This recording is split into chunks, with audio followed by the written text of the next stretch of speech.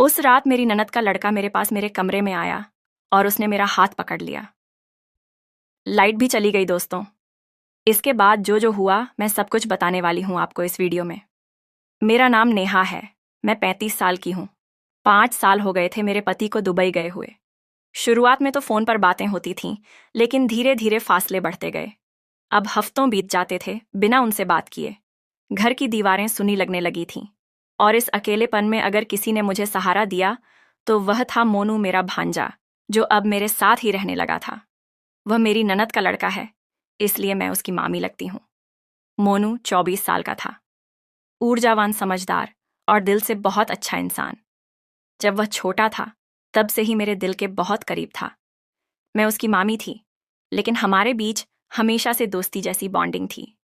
वह मुझसे अपने दिल की हर बात कहता था और मैं भी उससे खुलकर बातें कर सकती थी। जब मेरे पति दुबई चले गए तो मोनू मेरे पास रहने आ गया, ताकि मैं अकेली ना महसूस करूं। वह मेरी देखभाल करता, घर के छोटे बड़े कामों में मदद करता और हमेशा मेरी उदासी को दूर करने की कोशिश करता। मुझे हंसाता, मेरे साथ खेलता और ढेर सारी बातें करता मुझसे। मुझे उसका यह अंदाज बहुत पसंद था। एक दिन मैं बालकनी में बैठी थी। मौसम सुहाना था, लेकिन मेरे दिल में कहीं एक खालीपन था। मोनू मेरे पास आकर बैठ गया और बोला, मम्मी, आप उदास क्यों हैं? मुझे अच्छा नहीं लगता जब आप उदास होती हैं। मैं हल्की मुस्कान के साथ बोली, बस ऐसे ही कुछ चीज़ें बदलती नहीं हैं मोनू, उन्हें स्वीकार करना पड़ता है। वह थोड़ी देर चुप रहा, फिर बोला, लेकिन अगर कोई अकेला महसूस कर रहा हो तो उसे सहारा देना चाहिए ना। उसकी बातों में एक अलग ही गहराई थी। वह हमेशा मेरे साथ था, मेरा ख्याल रखता था, लेकिन आज उसकी आंखों में एक अलग सवाल था।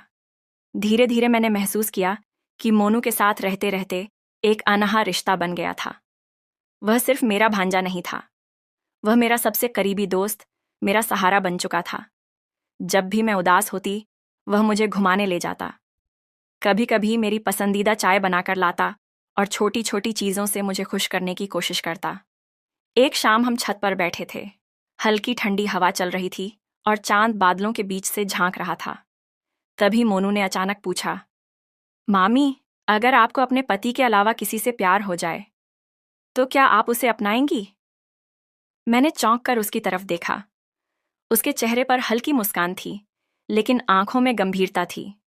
मैंने धीरे से कहा, प्यार उम्र या रिश्तों का मोहताज नहीं होता, लेकिन समाज इन चीज़ों को आसानी से नहीं स्वीकार करता। मोनू, उसने मेरा हाथ हल्के से थाम लिया और बोला, लेकिन अगर समाज को इस रिश्ते के बारे में पता ही ना चलने दिया जाए, तब तो यह मुमकिन है ना? मेरी धड़कनें तेज हो गईं। मैंने नजरें झुका ली, लेकिन मुझे कहीं एक अजीब सा सुकून महसूस हुआ।